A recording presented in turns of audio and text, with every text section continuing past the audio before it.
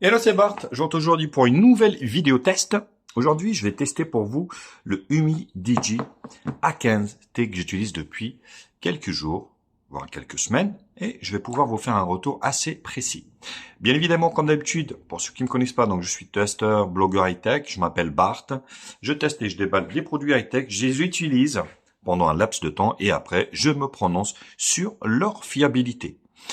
Bien évidemment, n'hésitez pas à liker la vidéo, à la partager sur les réseaux sociaux et me mettre également un petit pouce bleu si la vidéo vous a plu. Abonnez-vous à ma chaîne. Je vous mets le lien d'achat de ce téléphone en bas dans la description de la vidéo. Actionnez également la cloche pour recevoir les notifications de la chaîne. Vous pouvez également faire un don à la chaîne. Vous avez le lien dans la description.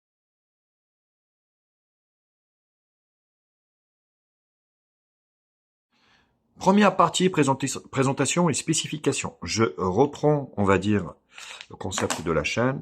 Première partie, un design qui n'est pas dégueu, qui ressemble à tous les designs de 2024, avec un triple, ici, appareil photo arrière, voilà, de 64 millions de pixels ici. Ici, donc un flash LED. Vous voyez l'appareil photo ici qui ressort. Donc le principal qui est donné pour du 64 avec une ouverture de 1.8, un grand angle donc de 8 millions de pixels avec une ouverture de 2.2 et puis un objectif macro, voilà, de 2 millions de pixels avec une ouverture de 2.4. Ici vous voyez il y a un petit relief différent du reste ici, voilà. Donc sur le côté droit ici on a le bouton, on va dire allumage volume plus moins, qui fait aussi office de lecteur d'empreintes digitales, qui fonctionne bien. Voilà. Moi, je le trouve un petit peu bas, vous voyez, il est au milieu. Donc on a tendance à se planter avec le volume moins. Donc j'aurais préféré que ces deux boutons soient un petit peu plus hauts et puis le bouton allumage ici soit un petit peu plus haut. Bon, après, c'est les goûts et les couleurs. On sait que chacun fait comme il le souhaite. Donc vous avez sur la partie haute ici le micro principal, le jack 3.5, sur le côté gauche ici, donc le rack pour la carte SIM et ici un bouton personnalisable. Et oui, c'est pas que le Rage Headphone, donc on a ici un bouton personnalisable. Sur la partie basse ici, la grille haut-parleur, donc le micro principal et l'USB-C ici pour la charge et le transfert. Sur la face avant, l'écran il est donné pour du 6.7 pouces, donc en résolution HD+, 29e, qui est pas très dégueu, on va dire. Donc le téléphone en lui-même, il pèse 195 grammes, donc il dépasse pas les 200 grammes, ce qui est plutôt une bonne chose. Il fait 75,3 ici au niveau de la largeur, une épaisseur, on va dire, de 8,6 mm et une largeur ici qui fait 16,76 cm. Ouais, donc ça tient bien en marche et en main, donc c'est plutôt pas mal. Côté donc hardware cette fois-ci. Donc on a en fait, on va dire une batterie de 5000 mAh qui est compatible charge rapide 18 watts, ce qui est plutôt une bonne chose. Le processeur qui équipe ce téléphone, c'est un super processeur, faut le dire. C'est un Helio G95, un octa-core, un processeur gaming qui tourne très très bien, rien à dire. 8 Go de RAM, 128 Go de stockage. Il est full 2G, full 3G, full 4G, bien évidemment. Le téléphone est équipé du Bluetooth 5.0 et du Wi-Fi BGNAC 2.4 et 5 GHz, en 5G bien évidemment. Donc voilà, il a le NFC également pour les gens qui aiment le paiement dématérialisé. Donc ça c'est plutôt une bonne chose. Maintenant la RAM. La ROM, il tourne sur Android 13 avec, on va dire, la surcouche, enfin la surcouche. Oui et non, il y a une petite surcouche de chez Midigi, mais c'est vraiment peanuts. Donc là, vous allez voir. Donc là, vous avez le volet raccourci ici. Voilà, avec les palettes de couleurs qui peuvent être, on va dire, personnalisées. Donc le réseau Wi-Fi ici, l'appareil photo, l'appareil connecté, pardon, ici, le Bluetooth. Vous voyez, vous avez ici le NFC. Donc vous pouvez caster sur un téléphone également. Vous avez Android Auto, mais ça c'est normal. Les notifications, les applications, notifications ici, OK. Donc là, c'est le bouton personnalisable ici.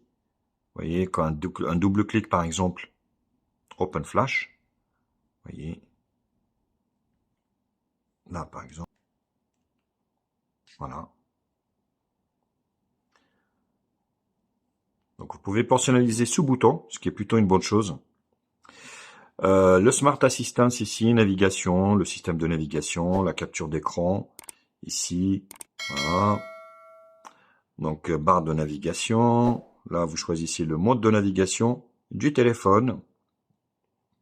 La batterie, la batterie, très belle surprise, elle tient pas mal la route, franchement, il n'y a rien à dire.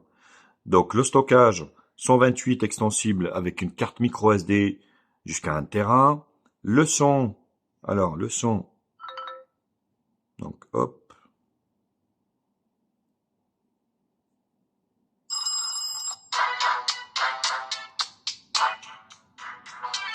Voilà, voilà donc, plutôt, bon, c'est correct, hein. Puis l'optimisation ici, le mode Hi-Fi, l'optimisation pour le casque également. L'écran, donc là, vous voyez l'écran ici. Luminosité adaptative. Voilà, donc automatique ici. Vous avez une Miravision ici, si vous voulez améliorer un petit peu. Les fonds d'écran ici, donc voilà, les palettes des couleurs. Moi, j'ai installé Nova Launcher. Je vais vous dire pourquoi après j'ai installé Nova Launcher. Accessibilité, sécurité. Donc le lecteur d'empreintes digitales fonctionne bien. Voilà, rien à dire. Donc il est rapide. Et vous avez également le Face ID. Donc qui fonctionne aussi bien. Localisation, sécurité, mot de passe, bien-être, DuraSpeed. Donc étendre la mémoire de 8 plus 8, donc ça vous fait 16, mais bon, j'y crois pas trop. Le système, la navigation par geste aussi, ici, vous pouvez. Et le système installé ici, les mises à jour, donc on est bien sur Android 13 à propos du téléphone. Les mises à jour spécifiques, on va dire Humidigi, il est à jour, il passera jamais sur Android 14 ou voire 15, ça c'est sûr. Voilà, donc au niveau de la RAM, rien de spécifique. Vous avez ici donc un appuyant ici, voilà, vous donne un accès au réglage. Alors, le Nova Launcher, pourquoi j'ai mis la Nova Launcher? Eh ben, la ROM de ce téléphone, je trouve ça vraiment dommage. Et vraiment très très très dommage. La ROM soit buggée. Vous voyez, le téléphone, il fait que vibrer par exemple. Vous avez entendu tout à l'heure des notifications intempestives. Et même avec Nova Launcher, ça n'a pas arrangé. Donc c'est vraiment dommage pour un téléphone qui est bien, hein. Il est bien constitué, je veux dire, le hardware est quand même super correct, le téléphone est fluide, mais voilà, la ROM elle est buggée. Voilà, bah écoutez, donc c'est fini pour la première partie, je vous retrouve pour la deuxième partie, qui sera la partie benchmark.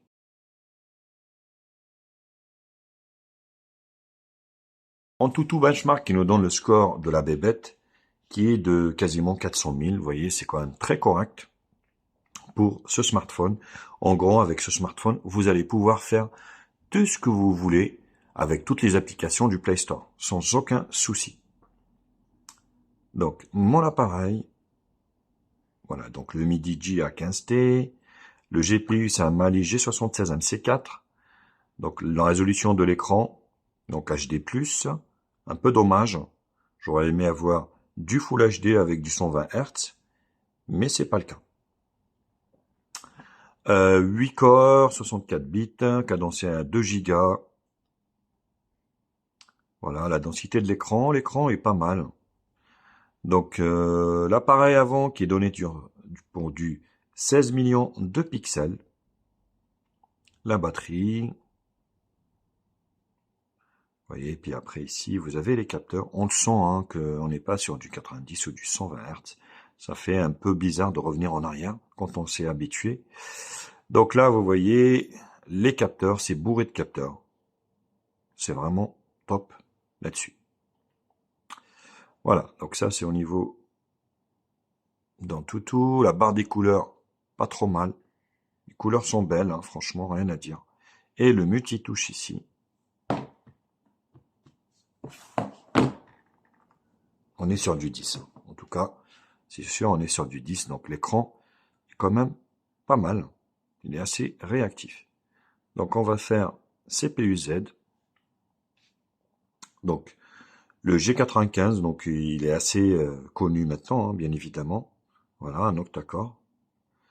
Donc le téléphone ici, donc le Mi Digi A15T, le système, donc 13 API level 33, pardon.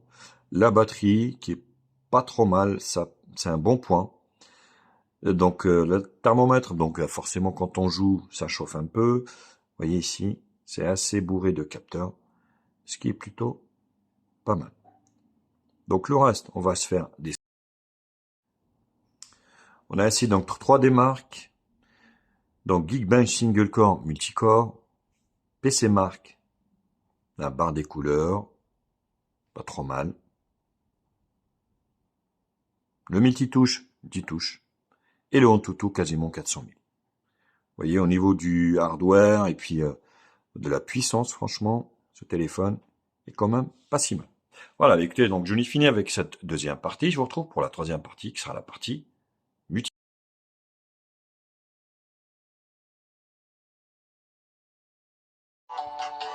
Le son, je suis à fond.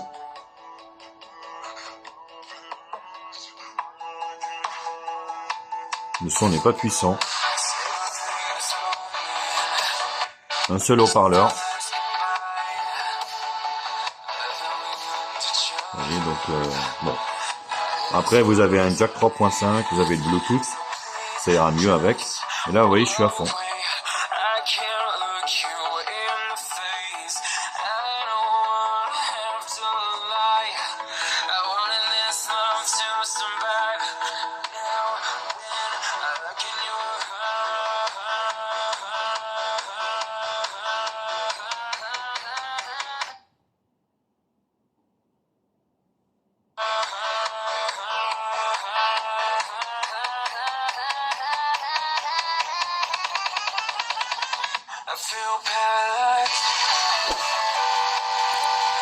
Bon, c'est vraiment moyen. Hein. On est sur du médium, on sent pas trop les basses.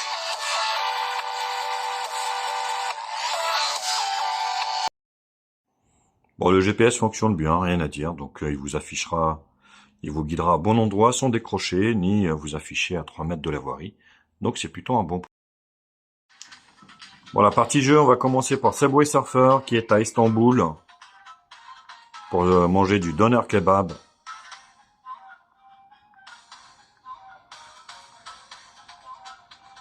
Vous voyez, donc au niveau des jeux, c'est très propre. Rien à dire. Le processeur est puissant. On va dire, c'est optimisé, malgré une ROM buggée.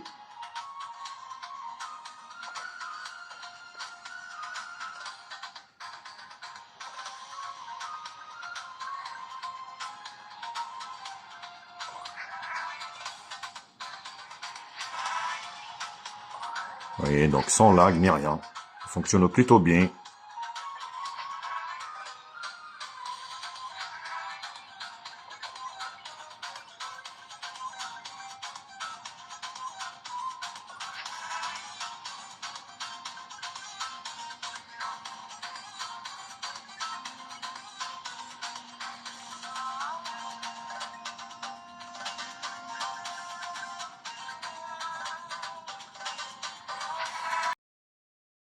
On continue avec Temporin 2. Voilà, donc pareil, vraiment une formalité, ça fonctionne plutôt bien.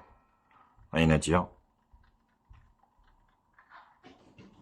Comme je vous l'avais expliqué, le téléphone en lui-même est pas trop mal. Point de vue hardware, mais bon, le software malheureusement ne suit pas. Très déçu, j'ai eu déjà par le passé une mauvaise expérience avec du Mi Digi là-dessus. C'est pour ça que je vous dis, il vaut mieux prendre vos téléphones sur Amazon, au moins vous avez le retour gratuit. Parce que là, vous l'aurez pris en Chine, je peux vous dire que ça aura été la merde. Vous savez, vous allez leur dire, oui, il bug et tout ça, et puis faites une vidéo, faites un screenshot, faites machin, il va vous faire traîner les choses jusqu'à ce que il vous dégoûte des trucs, et puis après, vous laisserez tomber forcément. Mais sur Amazon, directement, vous faites un retour et vous serez remboursé. On finit avec Sonic Dash 2. Et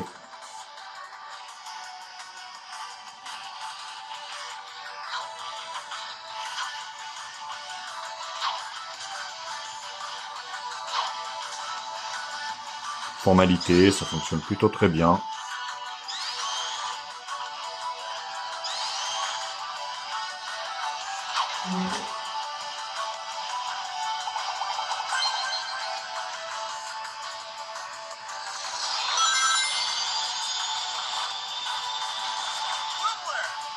Et donc c'est plutôt également concluant, point de vue jeu, voilà, rien à dire.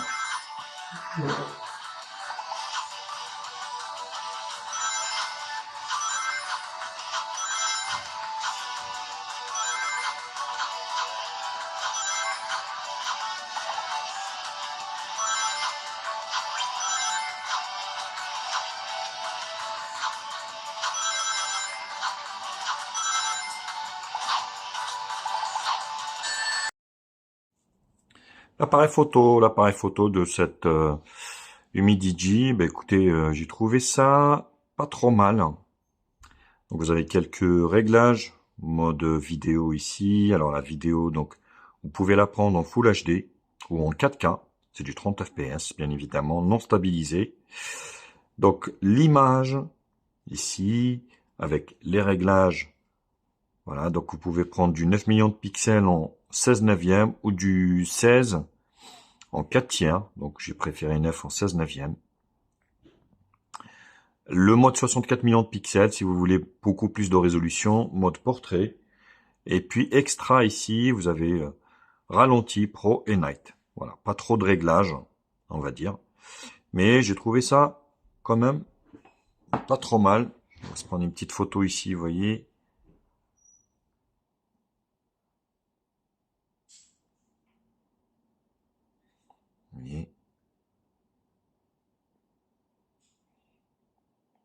Vous voyez, c'est pas trop mal, hein. Donc j'ai trouvé, au vu du prix, que c'était pas dégueu. Et la caméra de devant avec Bart, Wistiti, la souris. Donc la photo, 8 millions de pixels en 16 neuvième ou 16 en 4 tiers. Et en vidéo, vous pouvez prendre de la vidéo en Full HD. Ici, HD, pardon. C'est du HD. Voilà, vous avez un mode beauté, vidéo, et mode portrait ici. On va essayer de prendre une petite photo. Voilà, donc voilà, ça reste correct au vu de la gamme de prix. Voilà, pour juger vous-même, bien sûr, bien évidemment, de la qualité de l'appareil photo, je vous en ai fait plein à l'extérieur. Je vous laisse voir et je vous retrouve pour la dernière partie qui sera la partie conclusion.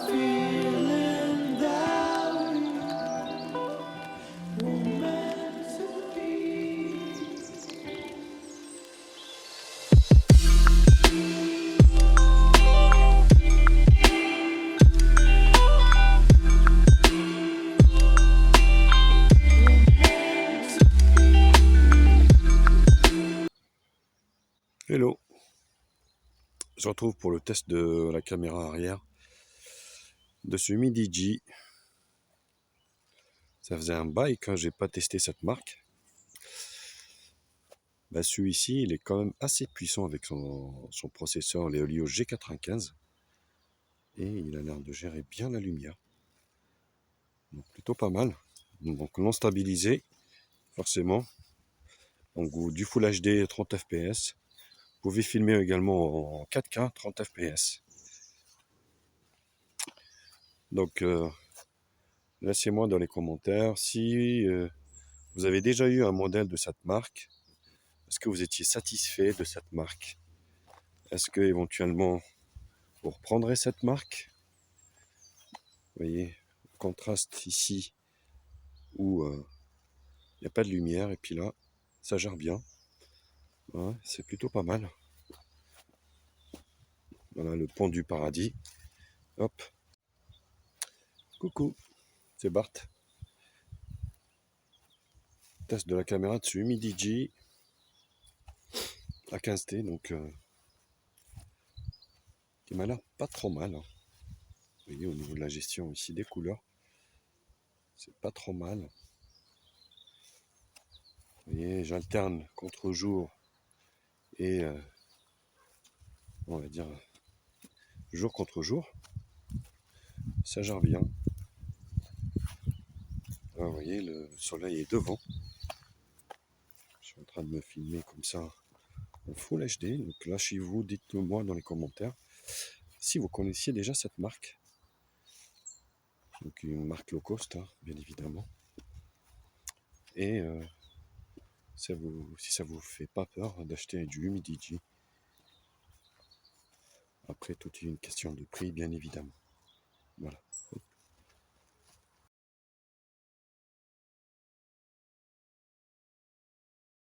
Partie conclusion pour ce Midigi A15T.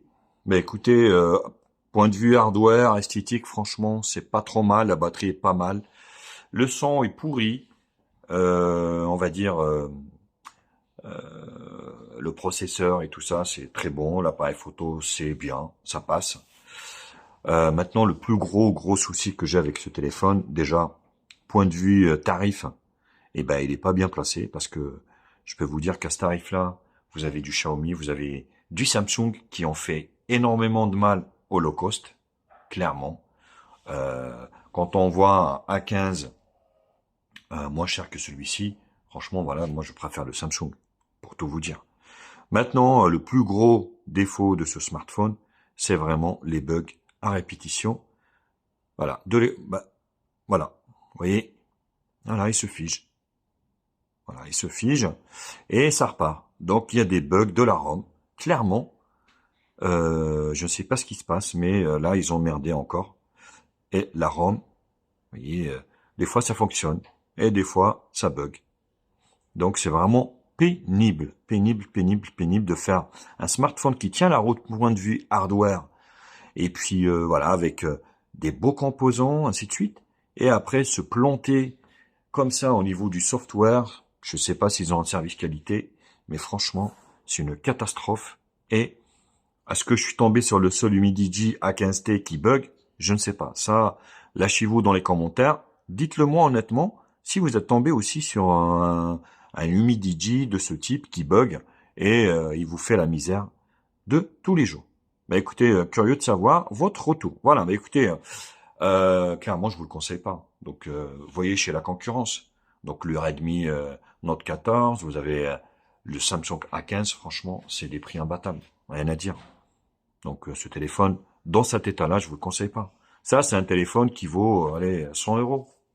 Donc quand on voit le A15 et puis, je vous dis, le Redmi Note, c'est incomparable. Voilà, bah écoutez, donc j'espère que la vidéo vous a plu. Comme d'habitude, n'hésitez pas à liker la vidéo, à la partager sur les réseaux sociaux, me mettre également un petit pouce bleu si la vidéo vous a plu. Abonnez-vous à ma chaîne. Je vous mets le lien d'achat de ce produit en bas dans la description. Actionnez également la cloche pour recevoir les notifications de la chaîne. Vous pouvez également faire un don à la chaîne. Vous avez le lien dans la description. Allez, sur ce, je vous quitte et je vous dis à très vite. Tchuss.